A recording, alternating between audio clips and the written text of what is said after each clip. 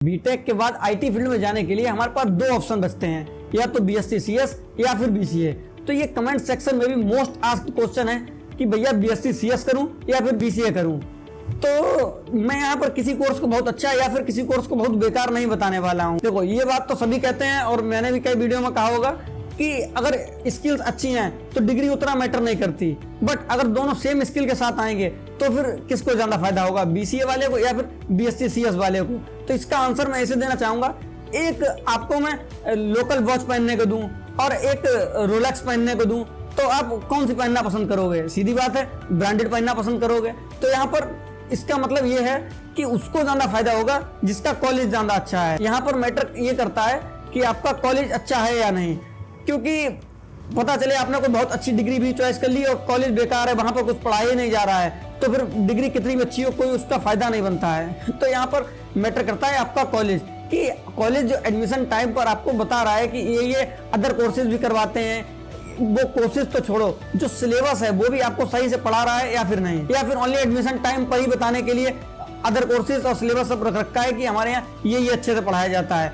तो ये आप लोगों को एडमिशन लेने से पहले जरूर चेक करना पड़ेगा कि आप चाहे बीएससी सीएस में एडमिशन ले रहे हो, बीसीए में एडमिशन ले रहे हो, तो वहां पर जो बताया जा रहा है एक्चुअल में वो आपको पढ़ाया जाएगा या फिर नहीं पढ़ाया जाएगा। ये पता करने के लिए जिस कॉलेज में एडमिशन लेने जा रहे हो या फिर जिस कोर्स में एडमिशन लेने जा रहे हो, लिंक्डइन पर सर्च करो और उसके किसी एलुमनी जो उससे पास आउट हो चुके हैं या फिर जो सेकंड ईयर थर्ड ईयर के स्टूडेंट हैं उनसे कनेक्ट हो और पूछो। सिर्फ एक स्टूडेंट से पूछ कर भी काम नहीं चल जाना है, तुमको 2 या 3 लोगों से पूछना पड़ेगा और वहां से जो उनका ओपिनियन आएगा वो वहां पर ज्यादा मैटर करे। और एडमिशन लेने के लिए बीसीए और बीएससी के एलिजिबिलिटी क्राइटेरिया में थोड़ा सा डिफरेंस है। बीसीए करने जा रहे हो तो फिर किसी भी स्ट्रीम से आते हो कोई फर्क नहीं पड़ता है, पर बीएससी सीएस करने जा रहे हो तो यहाँ पर 12th में मैथ्स कंपलसरी होना चाहिए आपके पास, तभी आप बीएससी सीएस में एडमिशन ले सकते हो। अब अगर डिफिकल्टी के बेस पर कंपेयर करते हैं कई लोग कि डिफिकल्ट कौन सा कोर्स ज्यादा है, अगर डिफिकल्टी की बात करूं तो बीएससी सीएस और बीसीए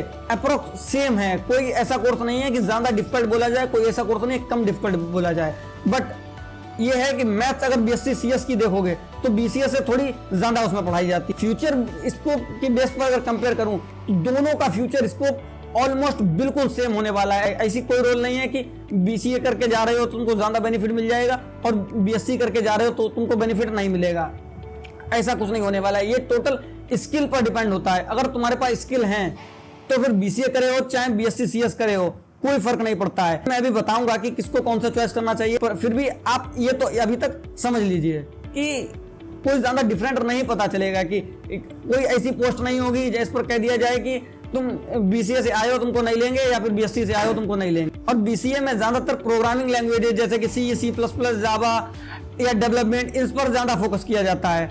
और अगर बीएससी सीएस में बात करोगे तो इसमें थ्योरिटिकल कॉन्सेप्ट ज्यादा अच्छे से क्लियर कराए जाते हैं रेदर देन प्रैक्टिकल नॉलेज, और हायर डिग्री के लिए इसमें ज्यादा तैयार किया जाता है। तो इसका मतलब ये नहीं है कि हायर डिग्री करने जा रहे हो तो बीएससी ही एक ऑप्शन होना चाहिए, और अगर एमसीए भी आगे करने की सोच रहे हो तो बीएससी चाहे बीसीए कुछ भी करके आते हो कोई डिफरेंस नहीं है। ऐसा बहुत सारे लोग सोचते हैं कि बीसीए करके ही एमसीए कर सकता हूं, ऐसा नहीं है। बीएससी सीएस वाले भी बहुत एमसीए करते हैं, उसमें भी कोई डिफरेंस नहीं होता है और जॉब अपॉर्चुनिटी ऑलमोस्ट सेम रहती है।